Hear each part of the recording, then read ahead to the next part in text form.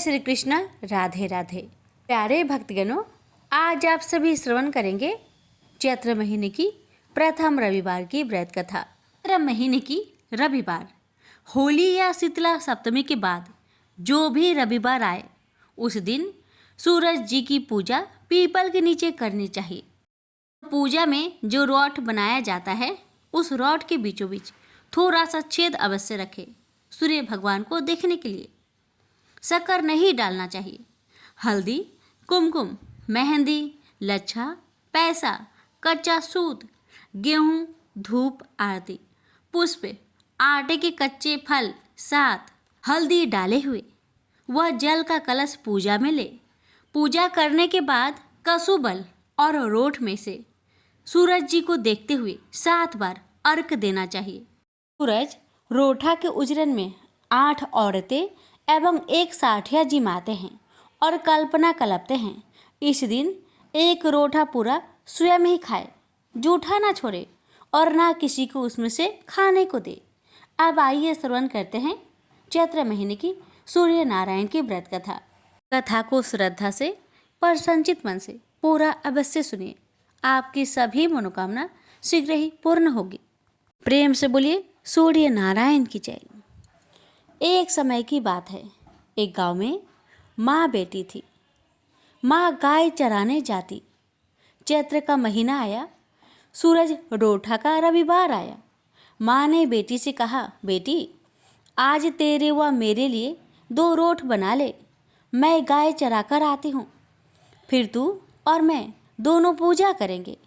बेटी ने माँ के निमित्त एक रोट तैयार किया। इतने में सूरज भगवान जोगी का रूप धारण करके आए और बोले, भाई भिक्षा दो। बेटी ने कहा, क्या रोट अभी पका नहीं है। जोगी ने कहा कि मैं जाता हूँ। बेटी ने सोचा कि जाता खाली नहीं जाना चाहिए और उसने माँ के रोट में से थोड़ी सी रोट तोड़कर जोगी को दे दिया। माँ गाय चरा कर आई, बेटी से बोली, मेरा रोट कहाँ है बेटी।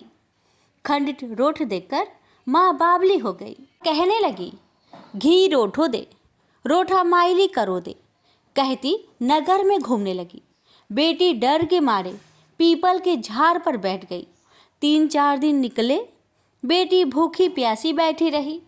सूरज भगवान को उस पर दया आई। सूरज भगवान ने उसके लिए पानी का लोटा व चूरमा भेज दिया। एक दिन एक राजा का कुंवर शिकार करके आया और उसी पीपल की ठंडी छाया में बैठा और बोला, कितना अच्छा होता कि थोड़े से पानी मिल जाता। ऐसा सुनते ही लड़की ने थोड़ा सा पानी डाला।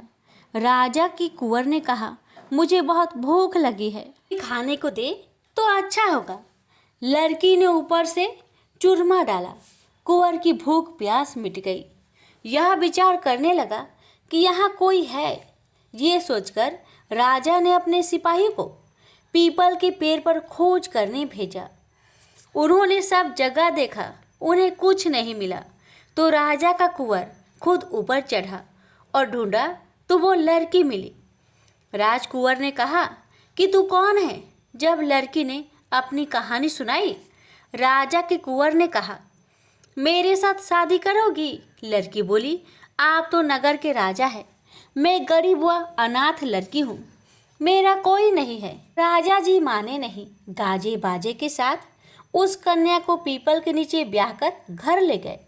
बहुत दिन बीते। एक दिन माँ घूमती घूमती महल के बाहर पहुँच गई और आवाज़ें देने लगी, घी रोठो दे, घी रोटा माइली कोर दे। बेटी छत पर खड़ी होकर देख रही थी। रानी ने सिपाहियों को भेजकर माँ को बुलवाया, एक कमरे में ठहराया, कमरा बंद कर दिया। एक दिन राजा जी ने चाबी मांगी। रानी ने 6 कमरों की चाबियां दी पर 7वें कमरे की चाबी नहीं दी। राजा ने जिद करके 7वें कमरे की चाबी लाकर 7वां कमरा खोला तो आगे सोने की शिला देखी। राजा ने रानी से पूछा, ये क्या है। रानी ने कहा, ये मेरे पीहर की भेंट है। राजा बोले, हमको आपका पीहर देखना है। रानी ने कहा, मेरे पीहर नहीं है, आप तो मुझे पीपल के पेड़ के नीचे से ब्याह कर लाए थे। राजा हठ करने लगे। तो रानी सूरज भगवान से विनती करने लगी और सवा पहर का पीहर बास मांगा। और राजा रानी पीपल के पेड़ के नीचे आए। वहाँ सारा कुटुंब था। कोई कहे मौसी जी आया, कोई कहे जीजा जी आया, कोई कहे फूफा जी आया। राजा रानी का अच्छा सत्कार किया। राजा को परिवार देखकर बहुत आनंद हुआ। एक पहर पूरा हुआ। रानी घर चलने को कहने लगी। राजा बोला, इतना बढ़िया ससुराल इतनी जल्दी नहीं छूटेगी।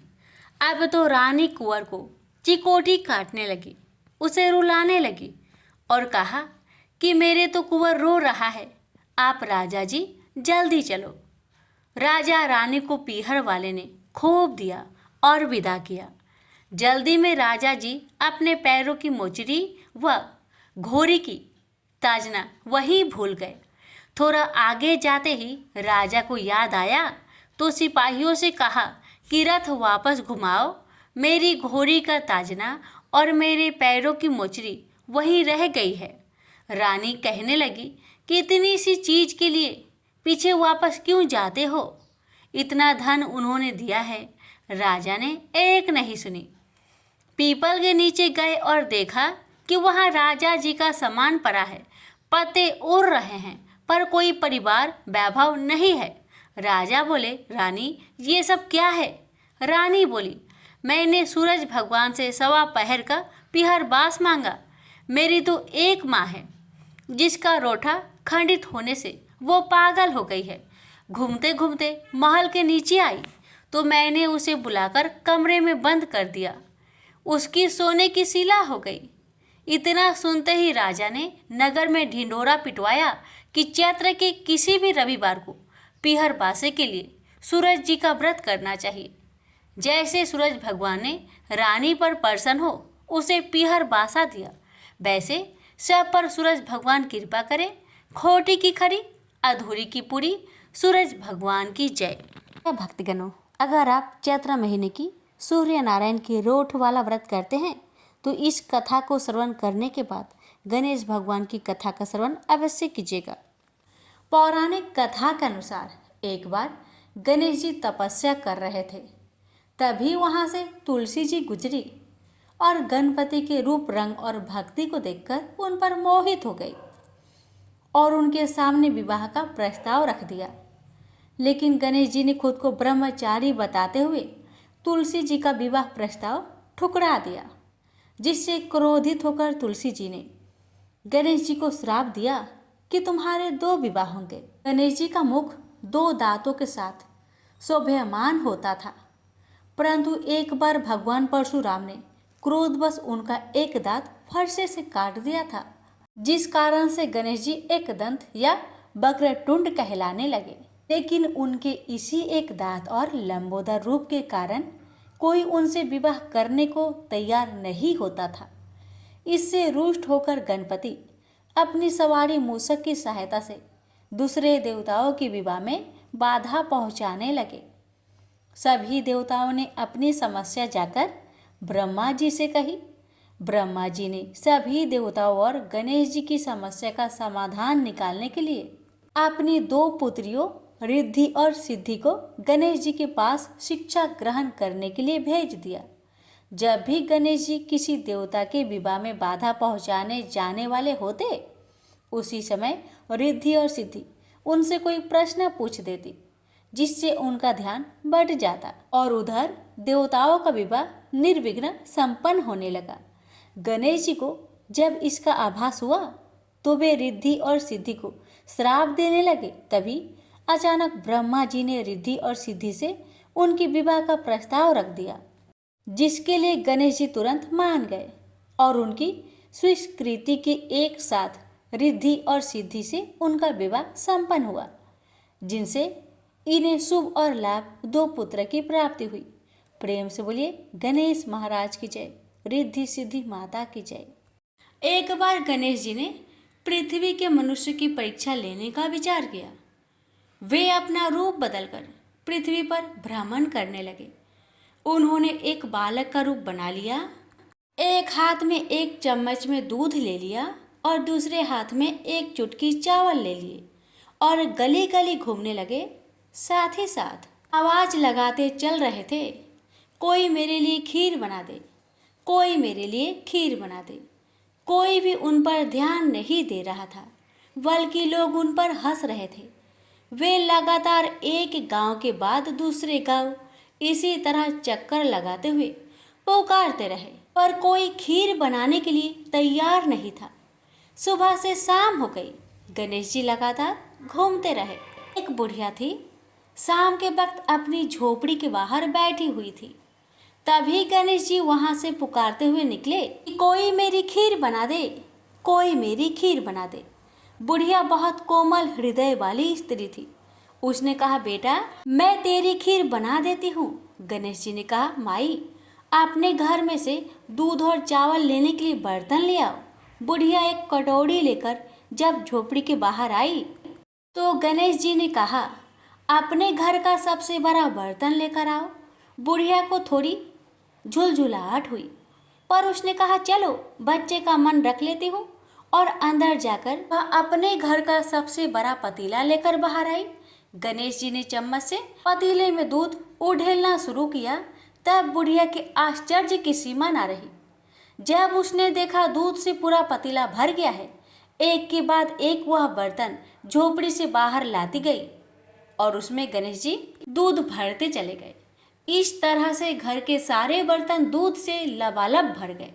गणेश भगवान ने बुढ़िया से कहा, मैं स्नान करके आता हूँ, तब तक तुम खीर बना लो, मैं वापस आकर खाऊंगा। बुढ़िया ने पूछा, मैं इतनी सारी खीर का क्या करूंगी? इस पर गणपति जी बोले, सारे गांव को दावत दे दो। बुढ़िया ने बड़े प्यार से मन लगाकर खीर बनाई। खीर की भीनी भीनी मीठी मीठी खुशबू चारों दिशाओं में फैल गई। खीर बनाने के बाद वह हर घर में जाकर खीर खाने का न्योता देने लगी। लोग उस पर हंस रहे थे। बुढ़िया के घर में खाने को दाना नहीं और यह सारे गांव को खीर खाने की दावत दे रही है। लोगों को कौतूहल हुआ और खीर की खुशबू से लोग खींचे चले आए। लो, सारा गांव बुढ़िया के घर में इकट्ठा हो गया। जब बुढ़िया की बहू को दावत की बात मालूम हुई तब वह सबसे पहले वहां पहुंच गई। उसने खीर से भरे पतीलों को जब देखा तो उसके मुंह में पानी आ गया। उसे बड़ी जोर से भूख लगी हुई थी।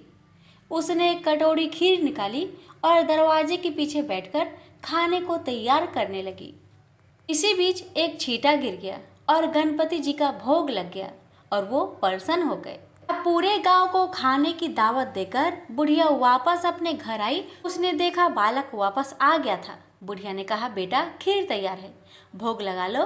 गणपति जी बोले, माँ भोग तो लग चुका है, मेरा पेट पूरी तरह से भर गया है, मैं तृप्त हूँ, अब तू खा, अपने परिवार और गांव वालों को खिला। बुढ़िया ने कहा, यह तो बहुत ज्यादा है, सबका पेट भर जाएगा, इसके बाद भी यह बच जाएगी। उस बची खीर का मैं क्या करूँगी? इस पर गणेश जी बोले, उस बची खीर को रात में अपने घर के चारों कोनों में रख देना। और बुढ़िया ने ऐसा ही किया। जब सारा गांव जी भरकर खा चुका तभी ढेर सारी खीर बच गई। उसने उसके पत्रों को अपने घर के चारों तरफ रख दिया। वहां उठकर उसने क्या देखा? पतीले में खीर के स्थान पर हीरे, जवाहरात और मोती भर गए हैं। बहुत खुश हुई। उसकी सारी दरिद्रता दूर हो गई। वह आराम से रहने लगी। उसने गणपति जी का एक भव्य मंदिर बनवाया और साथ में एक बड़ा सा तालाब भी खुदवाया।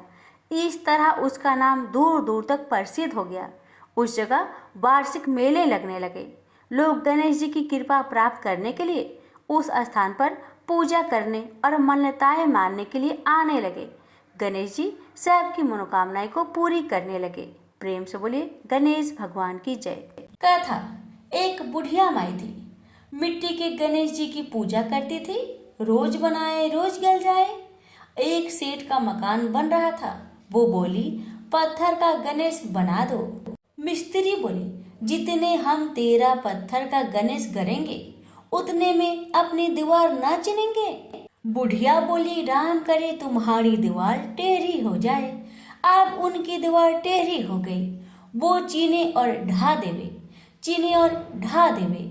इस तरह करते करते शाम हो गई। शाम को सेठ आया, उसने कहा आज कुछ भी काम नहीं किया। वो कहने लगे एक बुढ़िया आई थी, वो कह रही थी मेरा पत्थर का गणेश गर दो। हमने नहीं गरा तो उसने कहा तुम्हारी दीवार टेढ़ी हो जाए। तब से दीवार सीधी नहीं बन रही है, बनाते हैं और ढा देते हैं। सेठ ने बुढ़िया को बुलवाई। सेठ ने कहा हम तेरा सोने का गणेश गढ़ देंगे, हमारी दीवार सीधी कर दो।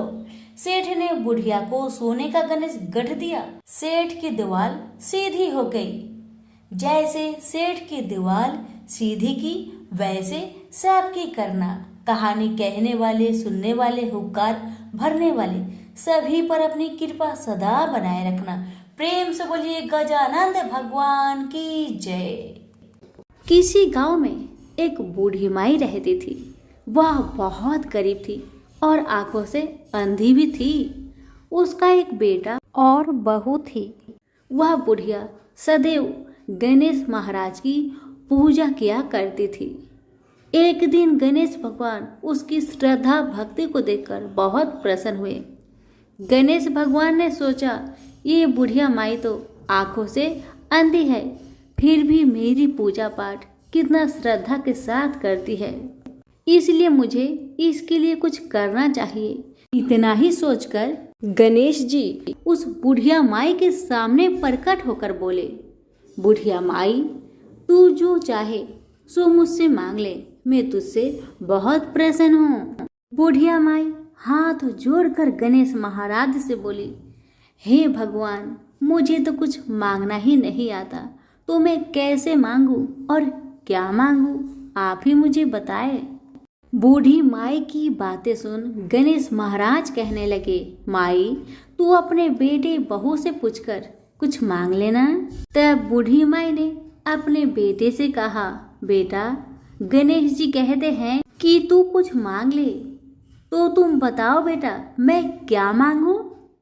बेटा ने कहा, माँ तुम ढेर सारा धन दौलत मांग ले। बहू से पूछा तो बहू ने कहा कि आप नाती मांग लीजिए माँ जी। तब बूढ़ी माई मन ही मन में सोचने लगी, बेटा बहू तो सिर्फ अपने लिए ही सोच रहे हैं, मेरे लिए तो कोई सोचता ही नहीं। इतना सोचकर बूढ़ी माई ने सोचा एक बार अपनी पड़ोसन से पूछ कर आऊं कि मेरी पड़ोसन क्या कहती है। बुढ़िया ने पड़ोसन से पूछा तो उसने कहा, बुढ़िया माई तू तो थोड़े दिन ही जिएगी, क्या तू धन मांगे और क्यों नाती मांगे, तू तो अपनी आंखों की रोशनी मांग ले जिससे तेरी जिंदगी आराम से कट जाएगी। बेटा बहू और पड़ोसन का राय लेकर बुढ़िया माई गणेश महाराज के पास आई और बोली, हे गणेश महाराज यदि आप मुझ पर प्रसन्न है तो मुझे 9 करोड़ की माया दे, निरोगी काया दे, अमर सुहाग दे, आंखों की रोशनी दे, नाती दे, पोता दे और सब परिवार को सुख दे और अंत में मोक्ष दे। बुढ़िया माई की बातें सुन गणेश जी कहने लगे, बुढ़िया माई तुमने तो हमें ठग लिया, फिर भी जो तूने मांगा वजन के अनुसार सब कुछ तुझे मिलेगा। यह कहकर गणेश महाराज अंदर ध्यान हो गए। उधर बूढ़ी माई ने जो कुछ मांगा वह सब कुछ मिल गया। गणेश जी महाराज जैसे आपने उस बुढ़िया माँ को सब कुछ दिया वैसे ही सबको देना। कहानी कहने वाले, सुनने वाले, हुक्कारे भरने वाले सभी के परिवार पर अपनी कृपा सदा बनाए रखना। सभी मिलकर बोलिए गणेश भगवान की जय हो। एक गांव था जिसमें एक सेठ जी अपने परिवार के साथ रहते थे। सेठ जी के गांव के पास के शहर में एक बड़ा व्यापार था। सेठ जी गणेश जी की पूजा श्रद्धा एवं विश्वास से करते थे, जिससे सेठ जी के घर में अन्न धन के भंडार सदा भरा रहता था। उनके जीवन में किसी प्रकार की कोई भी कमी नहीं थी। वह नित्य प्रतिदिन नियम अनुसार रोज वो नदी पर नहाने जाते और आकर गणेश जी की पूजा करते थे, उन्हें भोग लगाते थे और फिर स्वयं भोजन करते थे। यह बात सेठानी जी को अच्छी नहीं लगती थी। वो धार्मिक नहीं थी, और ईश्वर में इतना विश्वास नहीं रखते थे। एक बार सेठानी जी ने सोचा, यह इतना गणेश जी को मानते हैं, गणेश जी की पूजा करते हैं, इससे होता ही क्या है, आज तो देखती हूँ वो कैसे गणेश जी की पूजा करते हैं। बस सेठानी दिमाग लगाकर अगले दिन जब सेठ जी नदी पर नहाने गए तो सेठानी जी ने गणेश जी की मूर्ति को उठाकर मूर्ति को कपड़े से ढककर बगीचे में जमीन में दबा दिया। जब सेठ जी नदी से नहा कर आए तो घर में देखते हैं कि गणेश जी की मूर्ति तो है नहीं। वह सेठानी से पूछते हैं, मेरी गणेश जी की मूर्ति मंदिर में क्यों नहीं है, कहाँ गया? तो सेठानी जी बोलती है, मुझे नहीं मालूम। सेठ जी गणेश जी को बहुत ढूंढते हैं पर उनकी मूर्ति घर में नहीं मिली। उस दिन सेठ जी गणेश जी का पूजा नहीं कर पाए और न ही उनको भोग लगा पाए। इसके लिए सेठ जी ने अन्न जल का त्याग कर दिया और गणेश जी से प्रार्थना करने लगे, हे प्रभु, लगता है आप मुझसे रुष्ट हो गए हैं और कहीं चले गए हैं। आप अपनी कृपा दृष्टि मुझ पर बरसाइए। हे प्रभु, मुझे दर्शन दीजिए। अब सेठ जी ने मन ही मन प्रतिज्ञा किया कि जब तक मुझे मेरे गणेश जी नहीं मिल जाते, मुझे दर्शन नहीं देते, मैं तब तक अन्न जल का त्याग करता हूँ। उस दिन पूरा दिन निकल गया। रात्रि में सेठ जी की भक्ति से प्रसन्न होकर गणेश जी भगवान ने सपने में गणेश जी भगवान एक छोटे से चूहे के साथ खेल रहे थे और चूहे को खाने को लड्डू दे रहे थे। चूहा लड्डू लेकर बगीचे में जाता है और जमीन को खोदता है और लड्डू वहीं डाल देता है। अचानक सेठ जी की नींद खुल जाती है। सेठ जी बगीचे में जाते हैं और वहीं खोदने लगते हैं जहां पर उन्होंने चूहे को सपने में लड्डू दबाते हुए देखा था। ठीक वहीं पर खोदते हैं। गणेश जी की कृपा से, उनकी आशीर्वाद से वहीं पर गणेश जी की मूर्ति कपड़े में लिपटा हुआ मिट्टी के अंदर छुपा हुआ था। सेठ जी ने गणेश जी की मूर्ति को प्रणाम करके उन्हें लेकर घर आया और अच्छे से साफ सफाई करके उनकी पूजा की, उन्हें भोग लगाया। देखकर सेठानी ने पूछा, आपको गणेश जी कहाँ मिले? सेठ जी सेठानी जी से सपने की सारी कहानी बताते हैं। वह बात जानकर सेठानी जी को बड़ा आश्चर्य हुआ। सेठानी को मन ही मन श्रद्धा एवं विश्वास से गणेश जी भगवान की भक्त बन जाती है और सेठ जी से कहती है कि मुझसे बड़ा भारी अपराध हो गया है। अब हम दोनों पति पत्नी प्रेम सहित गणेश जी भगवान की आराधना करेंगे एवं उनकी पूजा में कोई भी कमी नहीं आने देंगे। यह सुनकर सेठ जी बड़े प्रसन्न हो जाते हैं और दोनों पति पत्नी गणेश जी भगवान को धन्यवाद करते हैं। जय बोलिए गणेश भगवान की जय, सदा ही जय। प्रभु अपनी अनुकंपा सेठ सेठानी के समान ही हम सभी पर बनाए रखना। कहानी सुनने वालों की सभी मनोकामनाएं पूर्ण करना। एक लपसी था, एक तपसी था। तपसी हमेशा भगवान की तपस्या में लीन रहता था। लपसी रोजाना 1.25 सेर की लापसी बनाकर भगवान का भोग लगाकर जीम लेता था। एक दिन दोनों लड़ने लगे। तपसी बोला, मैं रोज भगवान की तपस्या करता हूँ इसलिए मैं बड़ा हूँ। लपसी बोला, मैं रोज भगवान को 1.25 सेर लापसी का भोग लगाता हूँ इसलिए मैं बड़ा हूँ। नारद जी वहां से गुजर रहे थे। दोनों को लड़ता देखकर उनसे पूछा कि तुम क्यों लड़ रहे हो? तपसी ने खुद के बड़ा होने का कारण बताया और लपसी ने अपना कारण बताया। नारद जी बोले, तुम्हारा फैसला मैं कर दूंगा। दूसरे दिन लपसी और तपसी नहाकर अपनी रोज की भक्ति करने आए तो नारद जी ने छुपकर 1.25 करोड़ की एक अंगूठी दोनों के आगे रख दिए। तपसी की नजर जब अंगूठी पर पड़ी तो उसने चुपचाप अंगूठी उठाकर अपने नीचे दबा लिया। तपसी की नजर अंगूठी पर पड़ी लेकिन उसने ध्यान नहीं दिया। भगवान को भोग लगाकर लापसी खाने लगा।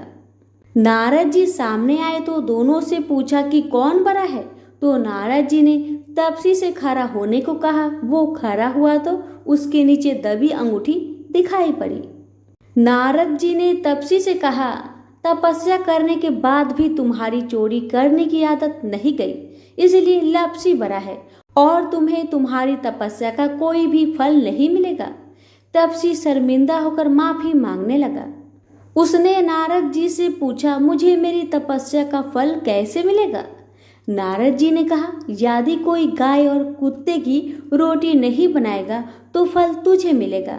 यदि कोई ब्राह्मण को भोजन करवाकर दक्षिणा नहीं देगा तो वह फल तुझे मिलेगा। यदि कोई साड़ी के साथ ब्लाउज नहीं देगा तो फल तुझे मिलेगा।